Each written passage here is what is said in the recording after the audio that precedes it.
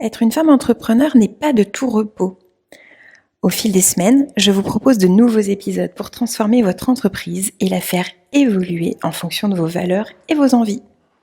Je suis Aurélie, entrepreneur pétillante et atypique. J'ai créé Merci Mec pour vous aider à devenir une femme puissante. Hello! Dans ce nouvel épisode, je vous parle de l'entrepreneuriat au féminin et surtout de tout ce que l'entrepreneuriat a changé pour moi. En tant que femme, en tant que maman, en tant qu'hypersensible, ça a été en fait une révélation. Et dans ce podcast, du coup, je vais vous expliquer tout ça. Alors on voit souvent beaucoup de personnes dire ah oui, non mais l'entrepreneuriat, en fait, vous faites ce que vous voulez, vous n'avez pas de planning, les horaires, vous faites ce que vous voulez. Oui, de toute façon, c'est pas grave, si ton enfant est malade, tu peux aller le chercher à l'école, vu que toi, t'as pas d'horaire. Alors oui, effectivement, on a cette liberté-là. Et ça fait partie des super points positifs de l'entrepreneuriat et de ce pourquoi j'ai retrouvé une certaine liberté. Oui, c'est moi qui fais mes horaires. Je décide de quand j'ai envie de travailler, entre guillemets, comment j'ai envie de travailler. Et je vous avoue qu'au fil des années, plus je me comprends, plus j'apprends à comprendre comment je fonctionne, et plus j'adapte mon planning aussi. C'est-à-dire qu'en tant que femme neuroatypique, avec tout ce qu'en déduit mon hypersensibilité, mon émotivité, mon trouble déficitaire de l'attention, là, depuis quelque temps, je me rends compte que ce que j'ai pu faire auparavant, de mettre des séances, des cours qui finissent jusqu'à tard le soir, d'enchaîner les séances, ça, je ne le fais plus. Alors, c'est ma liberté que je ne pourrais pas faire en entreprise, évidemment, puisque maintenant, quand je reçois un client ou une cliente en formation, je ne prends qu'une, 2 personnes maximum par demi-journée. Je ne prends personne de plus. C'est impossible pour moi de faire autrement. J'ai créé un centre de bien-être où on travaille, on est 16. Les psychologues qui travaillent avec moi, elles peuvent prendre jusqu'à 7 patients par jour. Pour moi, c'est absolument impossible. J'ai décidé de le faire différemment, de m'écouter, de prendre conscience de cette façon dont je fonctionne et du coup d'adapter mes horaires. J'ai cette liberté aussi en tant qu'entrepreneur de plus avoir quelqu'un, alors j'ai envie de dire au-dessus de moi. Finalement, j'ai jamais eu vraiment personne dans les métiers que j'ai pu exercer au-dessus de moi. À part quand je faisais mes jobs étudiants ou quand j'ai pu bosser au McDo, quand j'ai pu bosser en tant qu'hôtesse de caisse ou autre, évidemment qu'il y avait un patron au-dessus de ma tête. Mais quand j'ai passé mes diplômes en tant que professeur de danse, où là j'ai été salariée pendant longtemps, c'était pas des personnes qui étaient au-dessus de moi, c'était souvent des présidents, présidentes d'associations.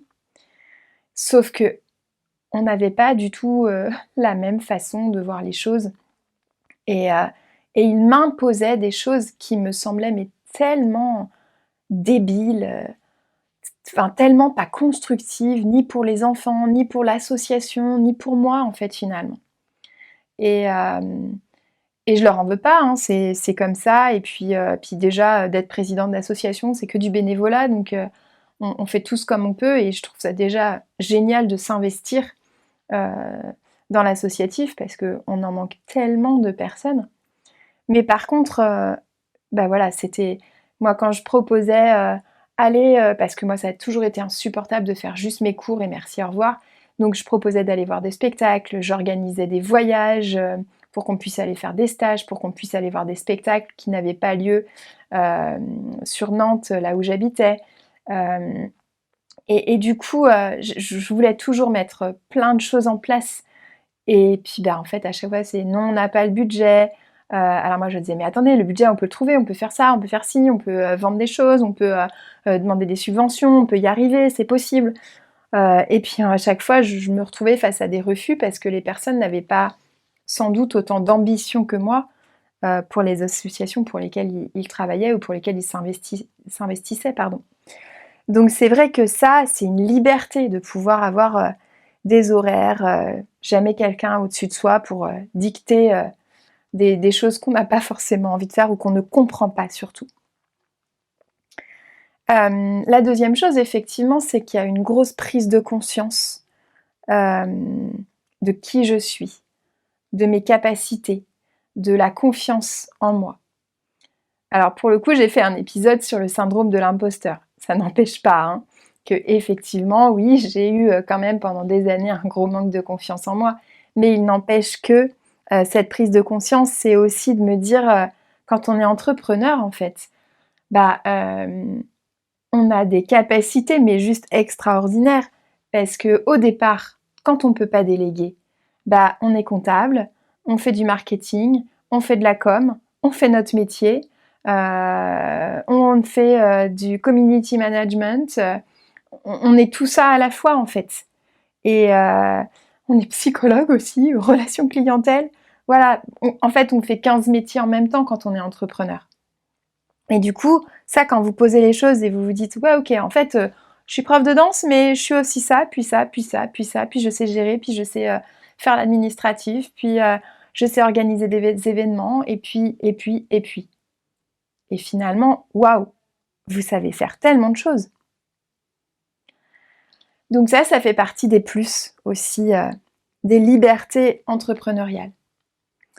Ce que j'aime dans le fait d'être entrepreneur, c'est que, pour en revenir à ce que je disais tout à l'heure par rapport à l'associatif, c'est que, entre guillemets, il n'y a pas de limite. Si j'ai envie de monter un projet, si je décide de faire une formation, de proposer un événement, en fait, c'est moi qui vais le ficeler du début à la fin. Et puis, si j'y arrive pas, ce sera à moi d'en poser les conséquences. Mais, j'ai envie de dire, c'est nos limites. Je peux faire ce que je veux. Les idées qui émergent de mon cerveau, si j'ai envie de les mettre en place, je le fais. Et il n'y a personne pour me dire « Ah bah non, mais Aurèle, tu peux pas faire ça, c'est pas possible !» Mais ça marche pas comme ça, on n'a pas le droit. Comme en entreprise, il faut passer par telle personne pour lancer ce projet, puis non, attendre la réponse. Mais moi, j'attends pas, en fait, je fonce, j'y vais. Ça marche, tant mieux, ça marche pas, j'apprends. Et c'est ça qui me plaît, en fait. Donc, oui, j'ai su des refus, il y a des choses qui fonctionnent pas. Ok. Pourquoi ça n'a pas fonctionné? Qu'est-ce que je vais mettre en place? Comment je peux y arriver autrement? Et on y go, quoi. Donc ça, c'est vraiment du positif par rapport au fait d'être entrepreneur. La dernière chose aussi, c'est qu'on a le choix. On a le choix que de travailler avec qui on a envie.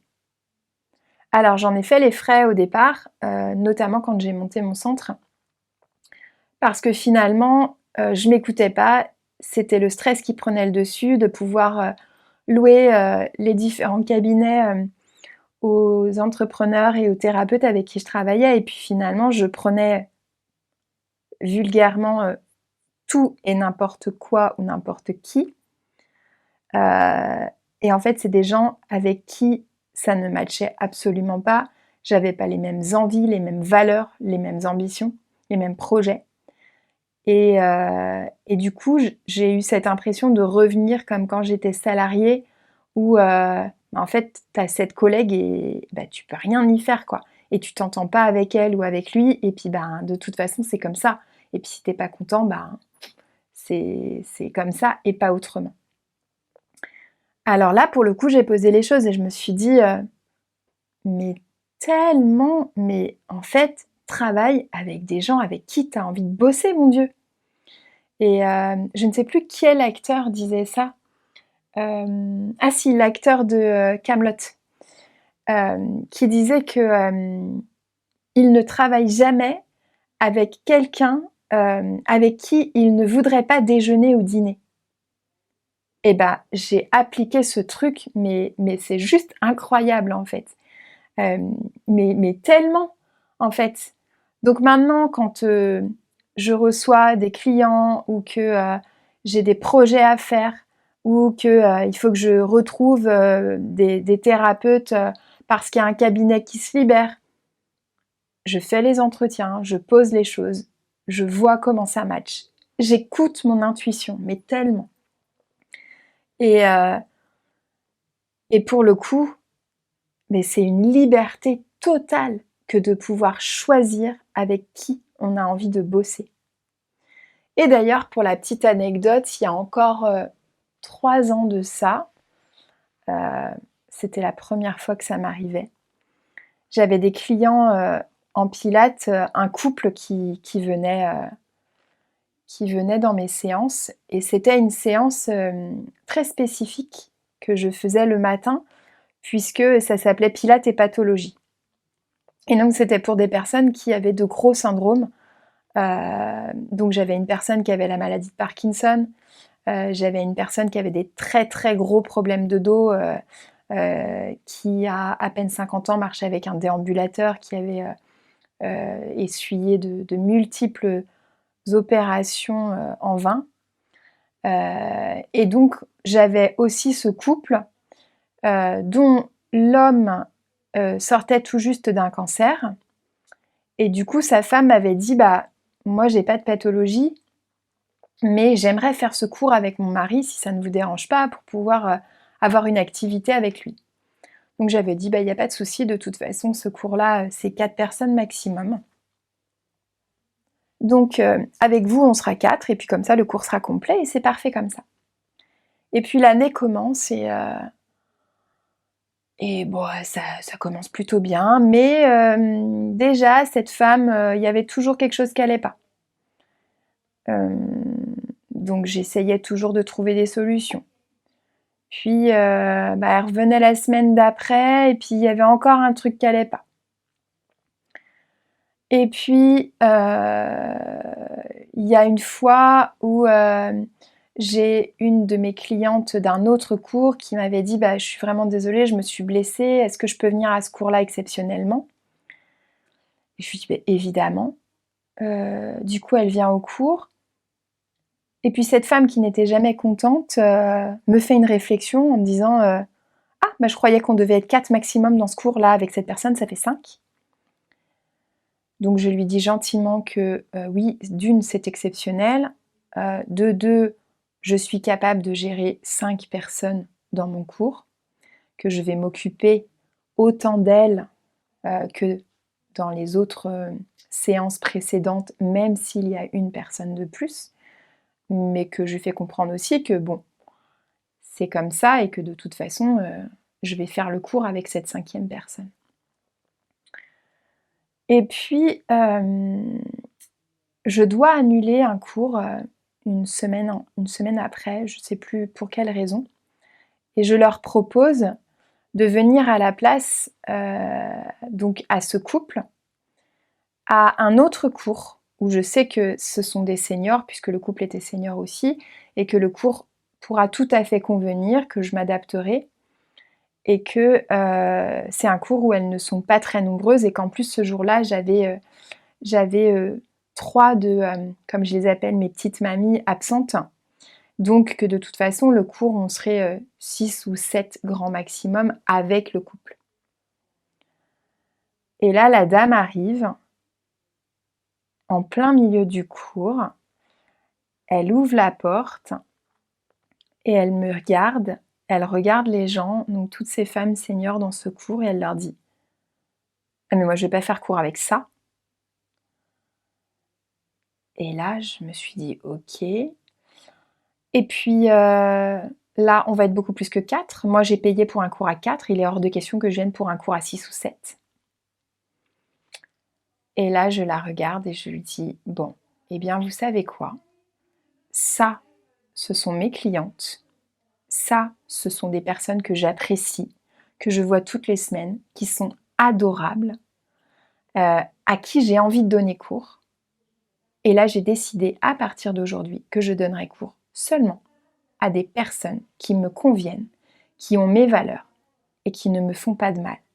Vous êtes en train de me faire du mal, alors je vais vous rembourser votre cotisation, mais il est inutile de revenir dans mes cours à l'avenir. Je peux vous assurer qu'elle a un peu pété un plomb. Donc elle a fait son scandale, mais quelle joie j'ai vu dans les yeux de mes clientes qui m'ont dit mais pour qui elle se prend celle-là, enfin, nous aussi on a le droit d'un cours, on est des humains et elle nous a traités comme des sous-merdes là en une seconde. Donc merci Aurélie d'avoir fait ça. Alors désolée parce que tu vas perdre une cliente. Et c'est là que je leur ai dit bah ouais, mais ça fait partie des choix quand on est entrepreneur. Et donc depuis ce jour, je ne travaille avec seulement des personnes qui me donnent envie, qui ont les mêmes valeurs que moi, que ce soit des professionnels ou des clients. Donc voilà, ça c'était pour tout le côté positif de l'entrepreneuriat. Donc effectivement, il y a tout ça qui est super chouette.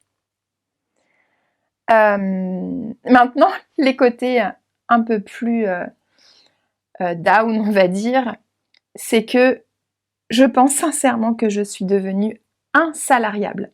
Je sais même pas si le mot existe, mais c'est pas grave. Enfin, je ne pourrais jamais de ma vie, alors il paraît qu'il faut jamais dire jamais, mais jamais, jamais, jamais, jamais de ma vie je pourrais redevenir salariée. Mais impossible.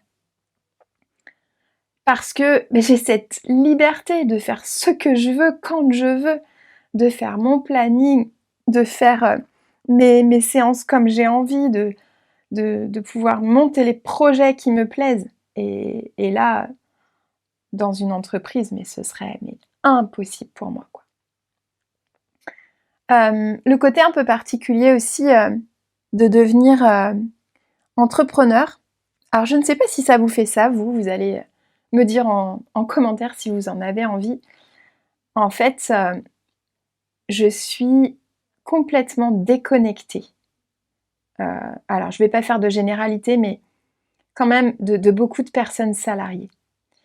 Et notamment aussi, du coup, ça me crée une déconnexion avec beaucoup de membres de ma famille quand on aborde certains sujets, puisque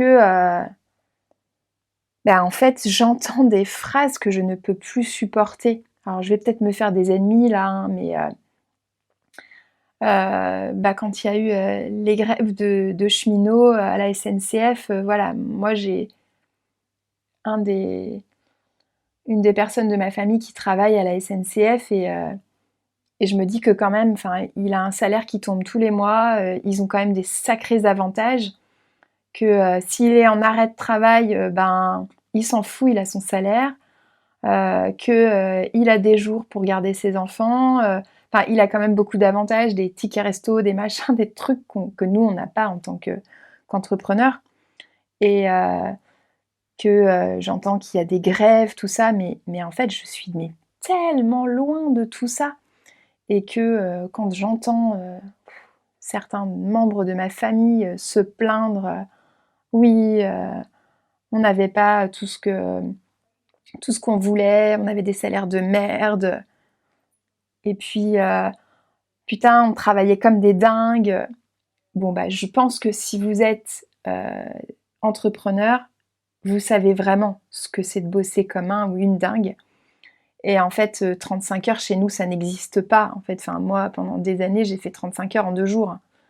Donc tout ça, je suis mais tellement déconnectée, en fait. Donc j'ai, pour le coup, je prends même plus parti parce qu'en fait, c'est une discussion vaine d'avance et qui me prendra beaucoup trop d'énergie pour rien, en fait. Donc maintenant, comme dit l'expression, je laisse pisser, quoi. Et bon, bah ok, t'es salarié, t'as tes problèmes, je suis entrepreneur, j'ai mes problèmes, mais jamais de la vie, je reviendrai salarié pour rien au monde. Il y a aussi une difficulté, je pense que si je revenais salarié, mais j'aurais tellement de difficultés et je pense même, je serais incapable de faire des projets qu'on m'impose et qui ne me parlent pas.